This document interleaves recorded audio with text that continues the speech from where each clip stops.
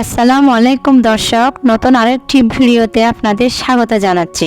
আশা করছি সকলে ভালো আছেন এবং সুস্থ আছেন। বেগুনি ছোট বড় সকলের পছন্দের একটি খাবার, তাই ইফতারের টেবিলে আমরা সকলে চেষ্টা করি বেগুনি রাখার। কেননা বেগুনি না থাকলে ইফতারের সময় যেন পূর্ণতা আসে না।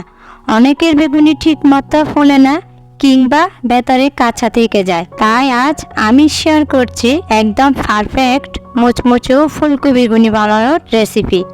আশা করব আজকের ভিডিওটা আপনার ইফতারকে আরও স্পেশাল করে তুলবে। তাহলে চলুন শুরু করি।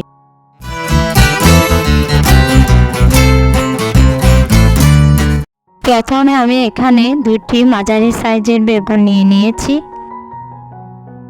এবারে বেগুনের দুই পাশের বাড়তি সাইডগুলো কেটে ফেলে দিচ্ছি। আপনারা আপনাদের সুবিধা মতো বটি অথবা চাকু দিয়ে কেটে নেবেন। আমি বটি দিয়ে কেটে নিয়েছি। এবারে যেমনটা ভিডিওতে দেখতে পাচ্ছেন সেরকম লম্বা লম্বিভাবে বেগুনগুলো কেটে স্লাইস করে নিয়েছি। স্লাইস করে রাখার সময় খুব বেশি মোটা বা পাতলা এটার প্রতি খেয়াল রাখতে হবে। দেখুন কেটে নিয়েছি সবগুলো। এখন পানি এবং লবণ দিয়ে ভালো করে ধুয়ে নিব।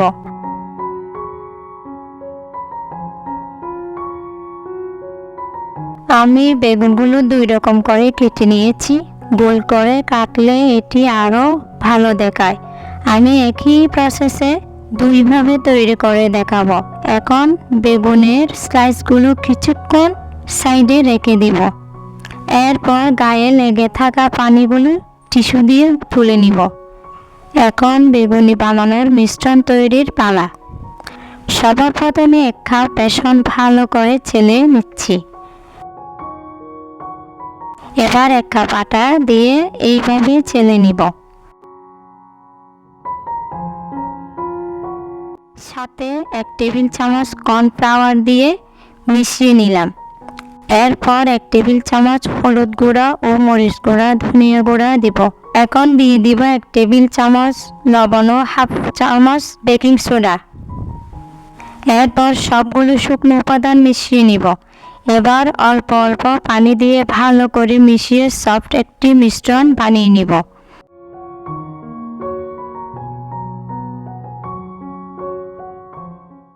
দেখুন এরকম দেখাবে।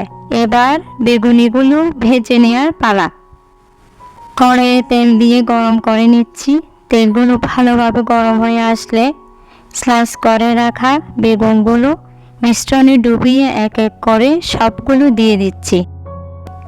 আস্তে আস্তে সবগুলো ফুলকো হতে শুরু করবে। দেখুন কত সুন্দর কালার এসেছে।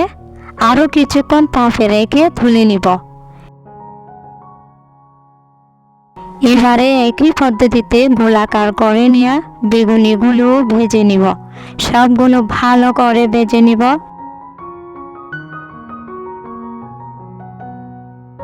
এবার পরিবেশনের পালা।